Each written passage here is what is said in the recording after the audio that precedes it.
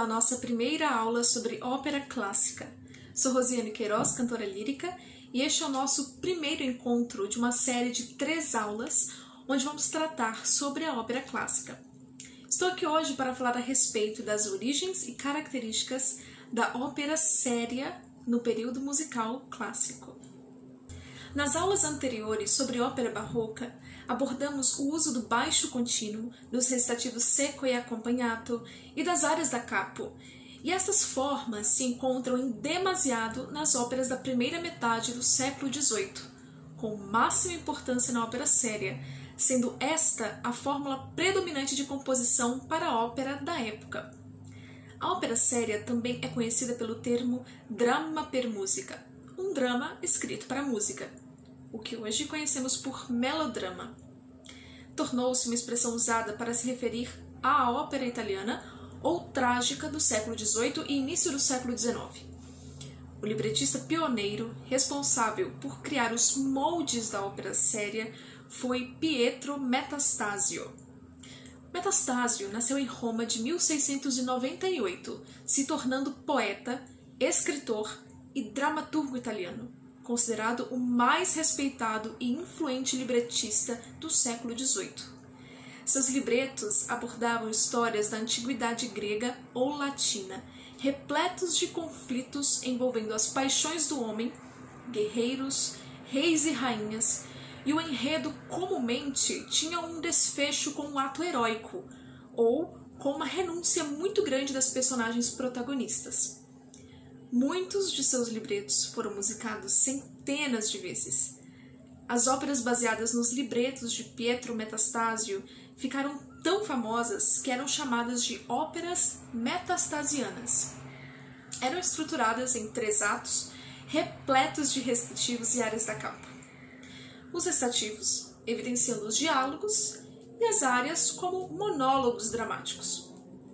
Nestas óperas, de vez em quando, era possível haver duetos, mas conjuntos muito numerosos, como os coros, ainda eram raros e simples. Segue na tela uma pequena lista de óperas com os libretos de Metastasio.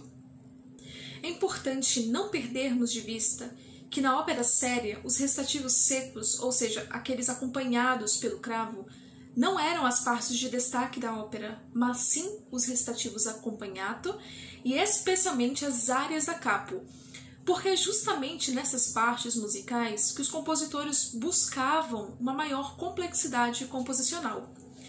O interesse musical da ópera italiana da primeira metade do século XVIII estava voltado principalmente para as áreas.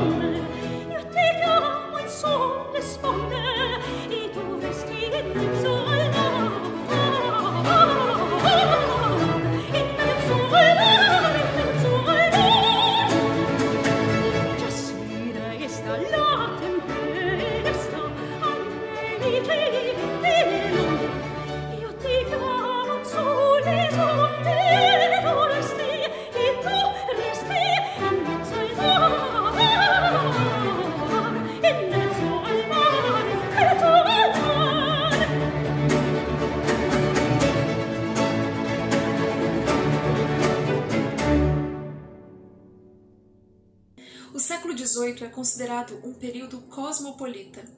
As diferenças entre as nações sofriam a tentativa de serem minimizadas e buscavam unir entre os povos tudo o que lhes era comum.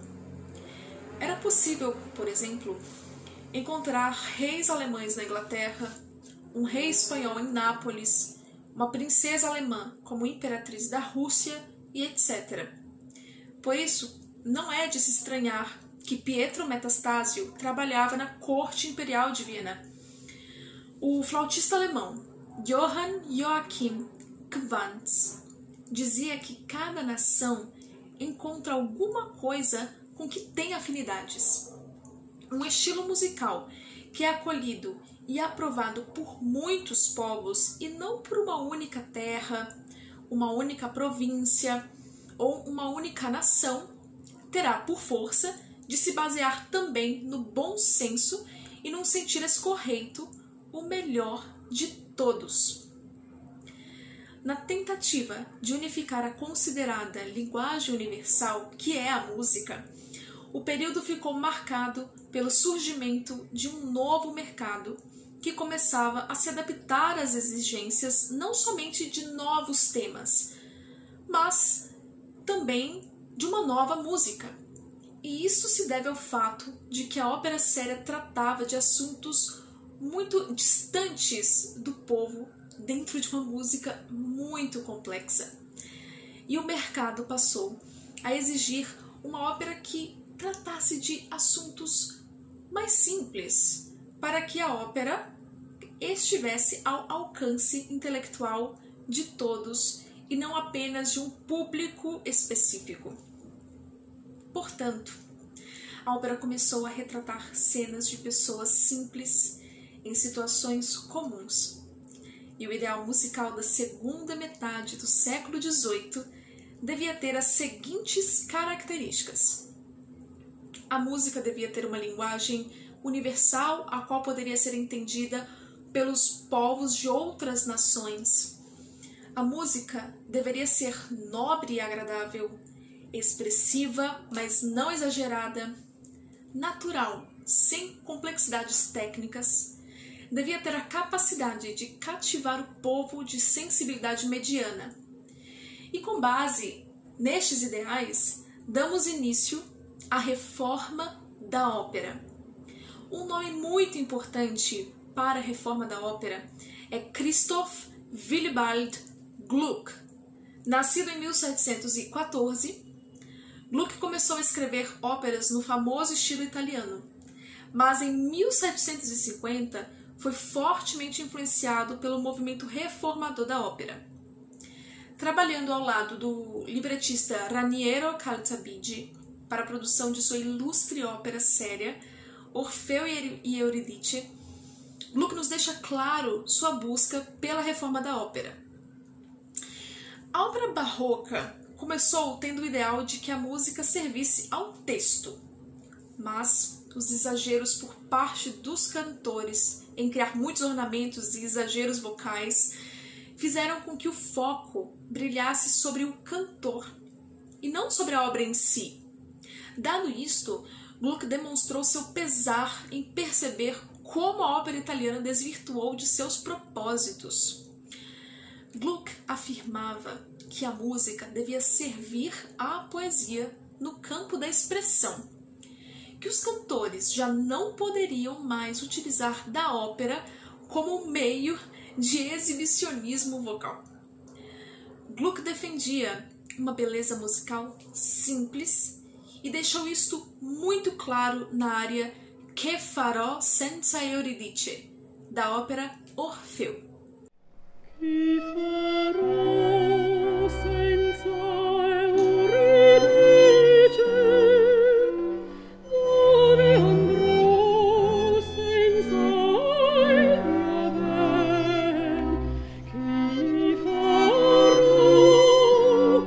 dove andrò, che farò senza il mio ben?